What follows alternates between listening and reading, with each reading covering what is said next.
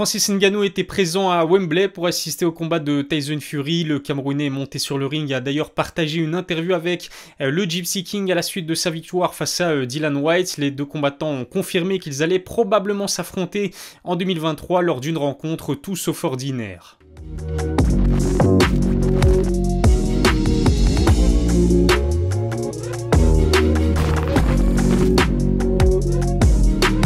Salut à tous, c'est Elias, on se retrouve aujourd'hui pour une nouvelle vidéo. Tyson Fury et Francis Ngannou veulent absolument s'affronter. Le combat entre les deux champions du monde des poids lourds de leur sport respectif semble se concrétiser. En témoigne la présence du prédateur à Wembley pour assister au dernier combat de boxe anglaise du Gypsy King. Très complices pendant l'interview, les deux hommes m'ont vraiment donné l'impression qu'un affrontement était inévitable. Est-ce qu'un tel combat en vaut la peine? Francis Ngannou a-t-il une chance contre Tyson Fury? Et puis est-ce que ça aura lieu sur un ring ou plutôt dans un octogone? C'est justement ce dont je vais vous parler aujourd'hui dans cette vidéo. Abonnez-vous à ma chaîne, lâchez un petit pouce bleu si le sujet vous plaît. Suivez-moi sur mes réseaux sociaux, tous les liens sont dans la description. Je vous rappelle que vous pouvez toujours bénéficier de 10% de réduction sur les produits Nutrimuscle grâce au code qui apparaît juste en bas de l'écran. Voir Francis Ngannou faire son entrée sur le ring de Wembley aura été la bonne surprise de la soirée. Personne ou presque ne s'attendait à voir le Camerounais aux côtés de Tyson Fury après son combat. Une preuve de plus que l'opposition dont les deux hommes parlent depuis longtemps est probable. À l'interview avec ESPN, le prédateur a même annoncé qu'il voulait voir qui des deux était le meilleur poids lourd de la planète. De son côté, le natif de Manchester a lui aussi commencé à faire la promotion de ce duel. Il a mis en avant les qualités athlétiques d'un Francis Ngannou tout aussi massif mais beaucoup plus sec que lui. Fury veut apporter du spectacle et du divertissement à ses fans, raison pour laquelle il pense qu'un combat d'exhibition entre les deux meilleurs heavyweights de leur sport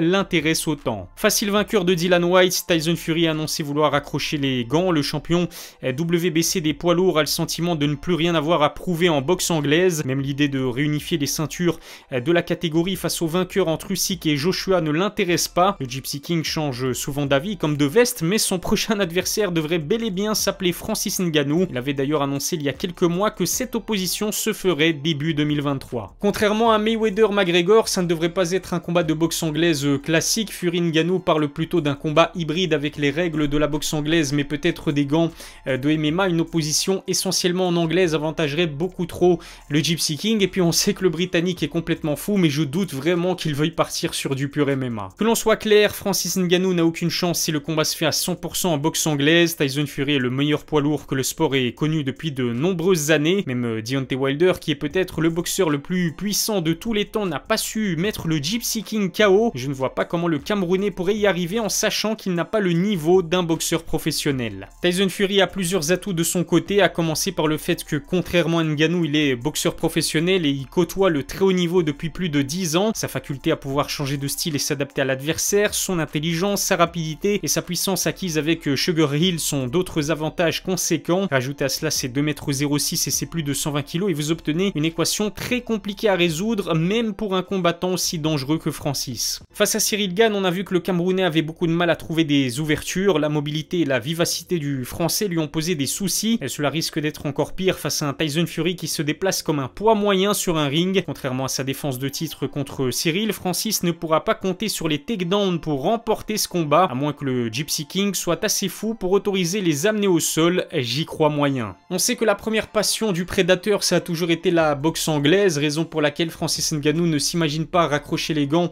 avant de s'être essayé à un crossover. Joe Joyce, boxeur britannique de renom, s'est entraîné à plusieurs reprises avec le champion des poids lourds de l'UFC et d'après ce qu'il dit, eh bien, le Camerounais a non seulement les qualités physiques mais aussi techniques pour pouvoir s'imposer dans ce sport. Malheureusement, il y a une grosse différence entre s'imposer en boxe et être capable de battre Tyson Fury, même avec des gants de MMA. Je doute vraiment que Francis ait une chance face à celui et que beaucoup considèrent comme le meilleur poids lourd de tous les temps. Alors bien sûr, si le prédateur arrive à connecter le menton du Gypsy King, cela risque de faire des dégâts. Quand deux hommes de ce gabarit s'affrontent, un coup peut vraiment changer la donne. Encore faut-il que la boxe peu académique du Camerounais lui permette de toucher un Britannique habitué à cet exercice. On va pas se mentir, l'intérêt pour l'un comme pour l'autre reste avant tout financier. C'est vrai que sur le papier, ça reste une affiche prestigieuse entre les deux meilleurs poids lourds de leur sport respectif, mais ça s'arrête là.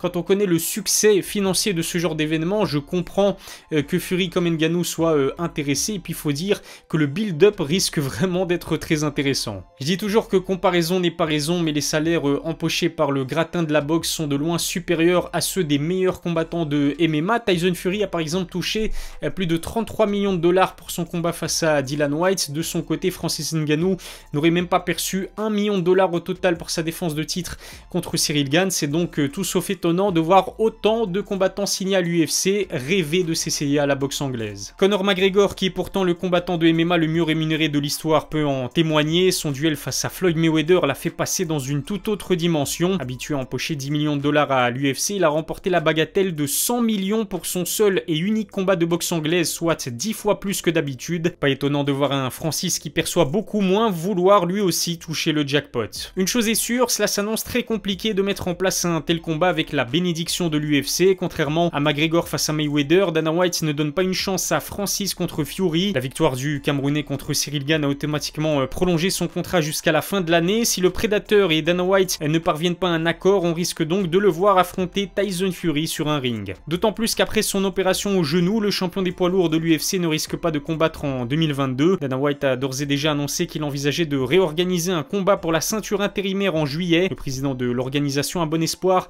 pour que John Jones et Stipe Miocic s'affrontent lors de l'International Fight Week. Autant dire que l'UFC compte beaucoup sur un potentiel Ngannou Jones qui pourrait battre plusieurs records. Sur Twitter, je vous ai en tout cas demandé si un Fury Ngannou pouvait vous intéresser. Bizarrement, je m'attendais pas à ce que vous soyez si motivé par une telle affiche. 68% des presque 1500 votants sont très chauds à l'idée de voir ces deux monstres se mesurer l'un à l'autre. Une immense majorité d'entre vous serait donc preneuse. Qu'est-ce que vous en pensez? Est-ce que vous aussi vous rêvez de voir un tel combat se faire? Dites-le moi dans les commentaires. N'hésitez pas non plus à me dire si vous partagez la même analyse que moi. Je vous remercie de m'avoir suivi. Abonnez-vous à ma chaîne YouTube et lâchez un petit pouce bleu si ça n'est pas encore fait. Suivez-moi aussi sur mes réseaux sociaux. Tous les liens sont dans la description. Je vous donne rendez-vous très vite pour une nouvelle vidéo. D'ici là, passez un excellent dimanche. Prenez soin de vous.